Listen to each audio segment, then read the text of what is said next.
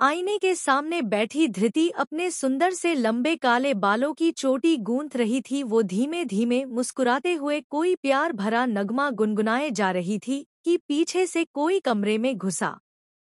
वो आहट से ही पहचान सकती थी ये कोई और नहीं, उसके प्यारे पति आकर्ष हैं।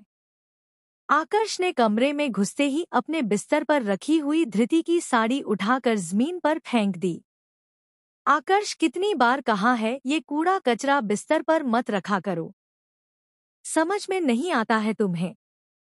धृति, कूड़ा कचरा नहीं है, ये साड़ी है हमारी, वो भी पूरे 3,000 की। हमारे घर से चढ़ावे में आई थी, नीचे क्यों फेंक दी? आकर्ष, दोबारा तुम्हारी कोई भी चीज मुझे मेरे बिस्तर पर नहीं दिखनी चाहिए। धृति, और अगर दिख गई तो क्या करेंगे? धृति अपनी मोटी मोटी आंखों की पलकें चमकाती हुई बोली।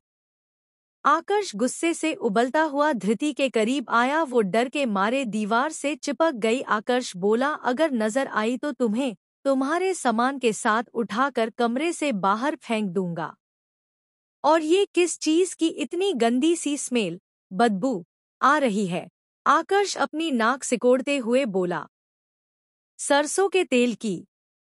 अभी अभी तो हमने चोटी बनाई है, आप कहें तो आपके सर की मालिश कर दें?